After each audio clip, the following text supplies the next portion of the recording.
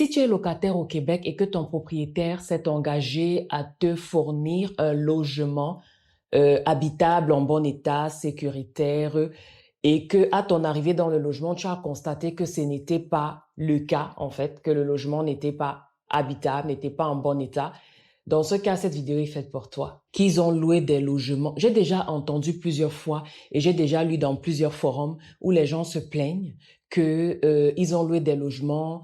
Parfois, souvent, c'est à distance, malheureusement. Et puis, ils arrivent sur place, ils se rendent compte qu'il y a la moisissure, il y a des bestioles dans le plancher, les fenêtres sont brisées, les meubles sont brisés, abîmés, et le chauffage ne fonctionne même pas très bien. Ça, vraiment, c'est sûr que ce n'est pas agréable, c'est une situation inconfortable et je vais te dire quoi faire. Si une situation comme celle-là t'arrive en ce moment ou que elle pourrait t'arriver, moi je vais te dire ce que j'ai eu comme témoignage des voisins de ma cousine. Ce qu'ils ont fait, c'est quoi? C'est qu'ils ont pris des photos de l'appartement, du logement.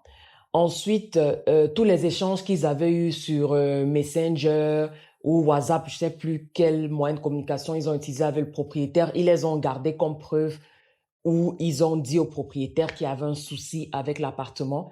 Ensuite, en deuxième, il faut absolument que tu envoies un courriel formel écrit au propriétaire et ou bien tu lui envoies, si c'est quelqu'un qui n'est pas à l'aise avec Internet, tu vas lui envoyer un courrier en recommandé. L'email que tu vas envoyer là ou le courrier que tu vas envoyer en recommandé là, c'est pour expliquer la situation au propriétaire et lui demander réparation de ce problème-là.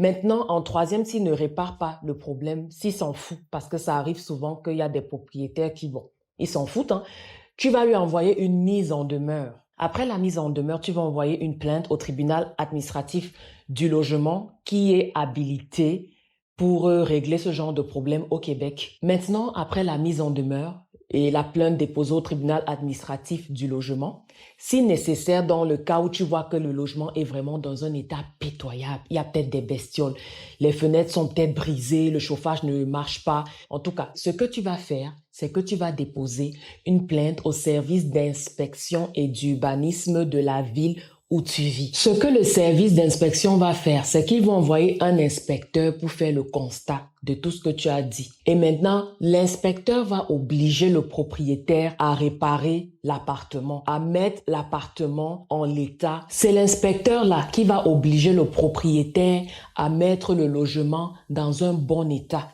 pour qu'il soit habitable, qu'il soit en excellent état, pour que toi, tu te sentes à l'aise, que tu sois confortable et qu'il promette dans le fond ce qu'il a écrit dans le contrat de bail. Et si le propriétaire refuse, l'inspecteur peut lui donner des sanctions ou des amendes, tout simplement. Maintenant, si tu trouves que tu ne te sens pas bien, tu ne veux pas rester dans l'appartement en question, pour X ou Y raison, peut-être des problèmes de santé, du fait que tu n'es pas confortable, tu te sens pas en sécurité, etc., tu vas déposer une demande de résiliation de contrat de bail au tribunal administratif du logement parce que ce n'est qu'à ce niveau-là que tu peux faire ta résiliation de bail, tout simplement.